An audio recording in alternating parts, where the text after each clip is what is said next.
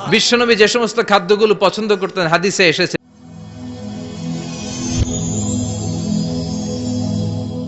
Rose TV 24. Enjoy by listening to the Holy Quran. বিশ্বনবী যে সমস্ত খাদ্যগুলো পছন্দ করতেন হাদিসে এসেছে। বিশ্বনবী রুটি খেতেন, খেজুর খেতেন, খেজুর, খেজুর চিনেন? বালাহ, তামার, দুধ খেতেন, এই মধু খেতেন, জব খেতেন, বার্লি খেতেন, লাউ খেতেন, রুম্মান, ডালিম ফল, আনার ফল, আনার চিনেন? আনার, এই আনার খেতে পছন্দ করতেন বিশ্বনবী। মাশরুম খেতেন, মাশরুম, মাশরুম চিনেন? ব্যাঙ্গের ছাতার মতো। রেস্টুরেন্টে ইদানিং মাশরুমের স্যুপ পাওয়া যায়, এটা খাবেন। যাদের চোখের জ্যোতিতে সমস্যা, দৃষ্টিতে সমস্যা, খাবেন। হাদিসে এসেছে আল কামআতু মিনাল মান ওয়া মাউহা শিফাউন লিল আইন।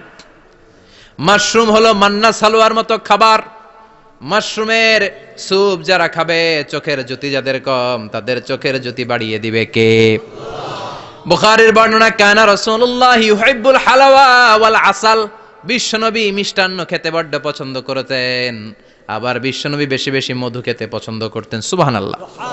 কোরআনে দুইটা জিনিসের ক্ষেত্রে আল্লাহ শিফা যোগ করেছেন, যে দুইটা জিনিসের সাথে সম্পৃক্ত হলে শিফা। এক হচ্ছে কোরআন পড়লে শিফা, অনুনাজ্জিলু মিনাল কোরআনি মা হুয়া শিফা। আবার কোরআনে এই আয়াতের ক্ষেত্রে বলা হয়েছে শিফা ফিহি শিফাউন লিন্নাস। এজন্য সাইয়েদানা ইবনে মাসউদ এই উম্মাকে উদ্দেশ্য করে বলেছেন, আলাইকুম বিশিফাইন, তোমাদের উচিত দুইটা জিনিস থেকে শিফা নেয়া। এক হলো কোরআন, দুই হলো আসাল মানে মধু। কোন সুবহানাল্লাহ। কোরআন তেলাওয়াত করলে অসুস্থরে সুস্থ করে দেয় কে? সূরা ফাতিহা তেলাওয়াত করলে অসুস্থকে সুস্থ বানিয়ে দেয় কে? আবার মধু খেলে সুস্থ বানিয়ে দেয় কে? মধু খেয়ে প্রশংসা করবেন কার? নাকি মধু হই হই বিষাবাইলা বলবেন এগুলা কখনো? খাঁটি মধু খেতে হবে। খাঁটি মধু চিনার উপায় হচ্ছে, এটাতে পিঁপড়া জমে না, এটা ফ্রিজে রাখলে জমাট বাঁধে না, এটাতে দুর্গন্ধ হয় না। এক গ্লাস পানির মধ্যে এক ড্রপ মধু ছেলে দিলে এটা পানির সাথে না মিশে একেবারে নিচে চলে যায়। খাঁটি মধু খেতে হবে। তাহলে ফিহি শিফাউন লিন্নাস।